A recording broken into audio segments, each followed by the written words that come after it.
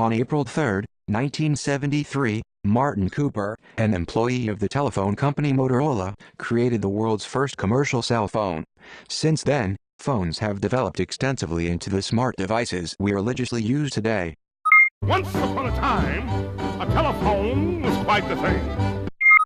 But along with these features came tools of surveillance and privacy invasion utilized by big-name technology companies and the United States government. In 2001, following the 9/11 attacks, President George W. Bush signed the USA Patriot Act. This allowed the government to easily wiretap citizens in order to secretly monitor conversations and to track emails and voicemails. You're making a list, they're checking it twice. They're watching almost every electronic device. The NSA is coming to town. In 2013, one of the most controversial events of the year was the release of confidential government documents from the NSA by the infamous Edward Snowden. These documents contained information about programs to what he described as systematic surveillance of innocent citizens.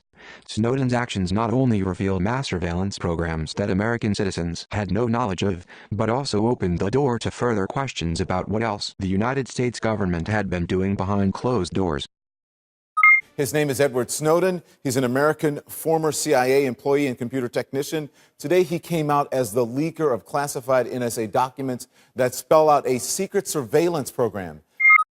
Snowden's actions shed light on the systematic surveillance programs that had been used for years without knowledge of the general public. However, surveillance is not only used by government agencies, but also used by big-time companies to gain more insight on their customers, to target their interests or push them to buy certain products. Just this year, personal data of over 87 million Americans, including details on users' identities, friend networks and likes, had been harvested from Facebook and improperly shared with Cambridge Analytica. This data was allegedly used in an attempt to influence voter opinion on behalf of politicians who hired them. We began with a major data breach carried out by a firm that worked with President Trump's campaign team.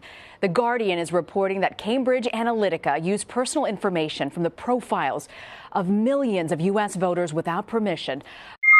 The current surveillance policy of the United States needs to be changed and challenged. Although a majority of American citizens are most likely not involved in criminal activity, these organizations have easy access to any, if not all, of our information, from private, verbal conversations to our most recent search history. Section 215 is overseen by a secret intelligence court known as the FISA Court, and they've interpreted it to mean the government could basically collect and store phone records for every American, the vast majority of whom, of course, have no connection to terrorism.